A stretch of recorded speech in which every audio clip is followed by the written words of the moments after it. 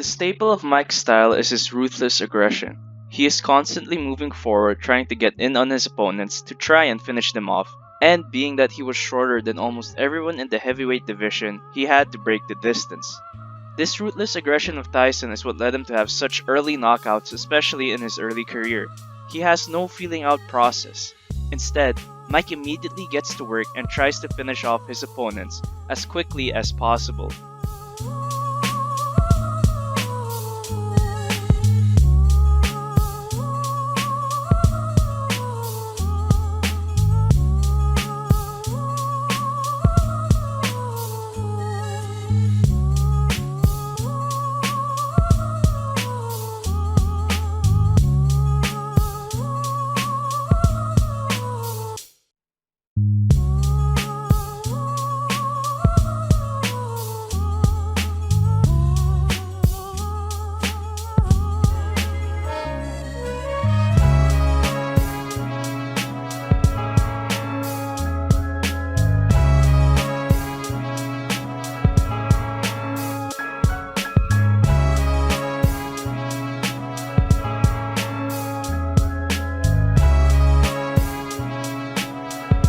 What helps him get so quickly to his opponents is his peekaboo style.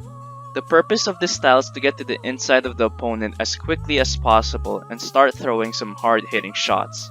Mike especially needs this to break the distance because he was so much shorter and had a smaller reach than almost all of his opponents. Mike trains his peekaboo stance by utilizing a slip bag. He constantly practices bobbing and weaving motions. He will also practice with Ted the Atlas throwing jabs at him. As Teddy is throwing the punches, Mike will constantly bob and weave while at the same time trying to get closer on the inside.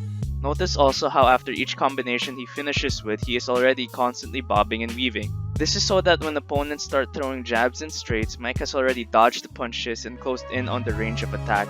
And by him always utilizing this bobbing and weaving motion after his combinations, he becomes a much harder target to hit while at the same time he breaks in on the distance. We see him utilize this weaving motion in many of his fights.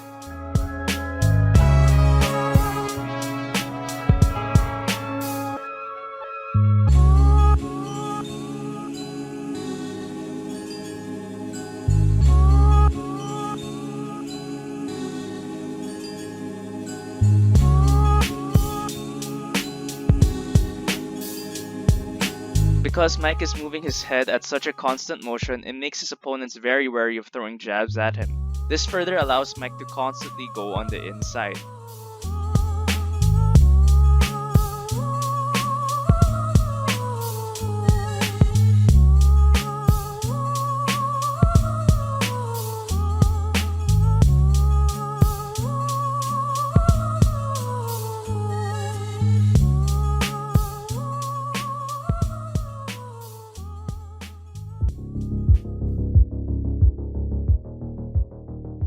We really see the effectiveness of this style and how it benefits shorter fighters, because time and time again, Mike has shown that a height advantage doesn't matter.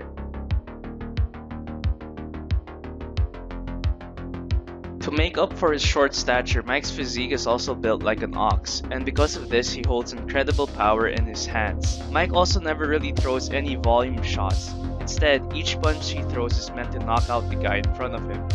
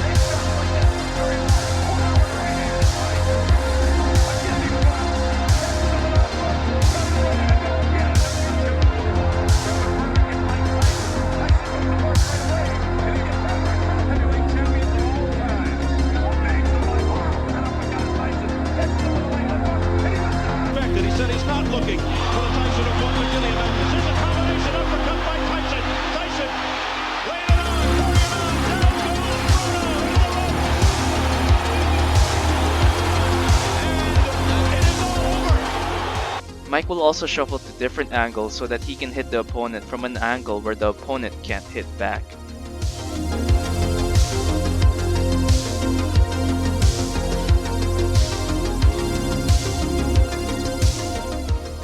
Although of course as time went on and during the later stages of Mike's career, we don't see the same type of tenacity and explosiveness anymore.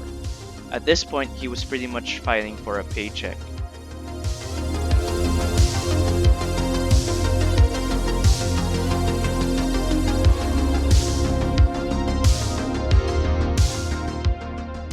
Surprisingly though, despite being older, Mike looks in even better shape now than he did in his last few professional fights.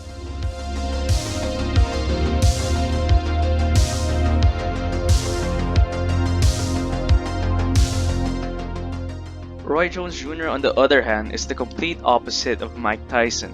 While Mike was a raging bull, always rushing forward, Roy usually liked to keep a steadier pace and get his opponents with clean and calculated shots. Already we can see just how smooth and fluid Roy's movement is.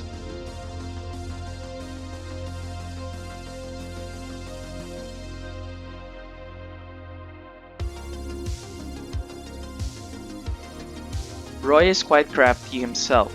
He sets up the overhand punch by first throwing to the body. We see Roy feint again to the body to see if Harris will react. Then, Roy throws another quick feint and immediately goes for the overhand, which knocks down Harris because he was anticipating a body shot.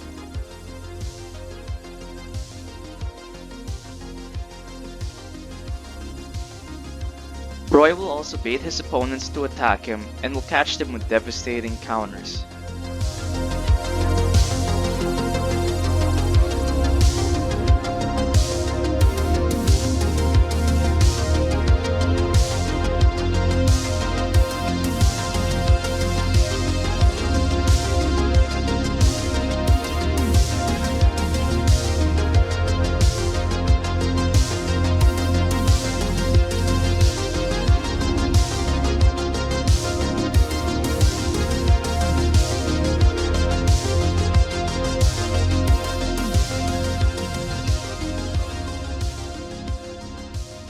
Perhaps Roy's most favorite punch, the left hook.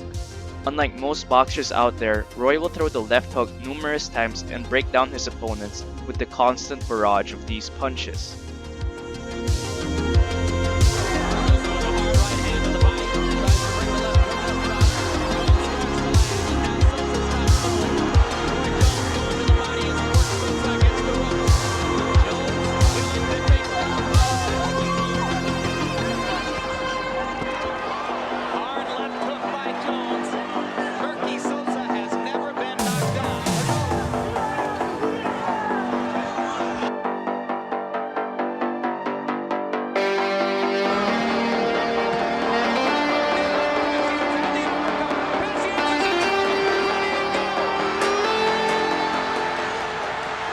The reason why he can pull off so many left hooks at once is because Roy possesses incredible hand speed, and once he starts throwing them at you, there's pretty much nothing you can do.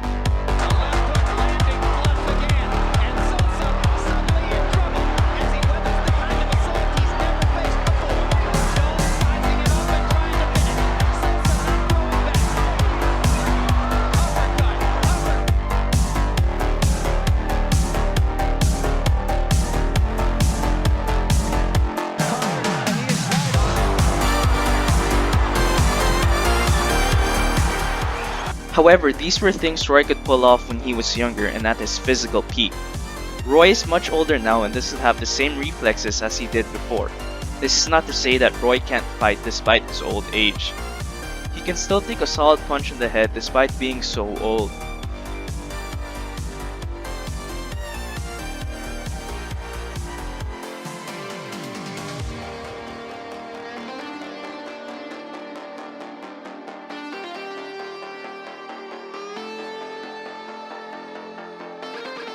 And we still see glimpses of his prime self, but now that he's older, Roy can't keep up the same pace as he once did.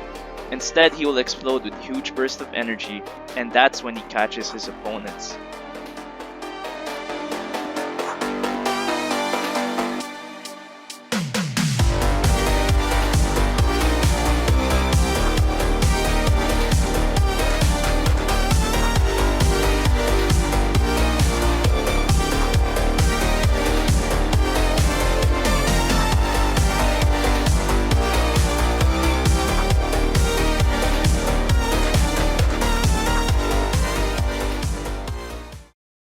I know this is just an exhibition match, but it's still very exciting to see what would happen between perhaps the people who were considered to be the greatest boxers at one point in history. Despite both of them being out of their prime, I'm still expecting this to be quite exciting. Now, as my pick for the fight, Roy Jones Jr. definitely has an advantage because he was still very active even just a few years ago, while Mike hasn't boxed in the last 15 years. But I'm seeing the hunger in Mike's eyes, and he's really itching to get back in the ring again. He looks even better now than he did in his last few professional fights. So my overall pick for this fight would have to be Mike Tyson, mainly because of how hungry he is to fight again, and I think his explosiveness will be too much for Roy Jones to handle. But if Roy manages to survive the early onslaught, I can see it going his way. We don't really know how good Mike's stamina is right now, unlike Roy, who was still going on full 12 rounders just a few years ago.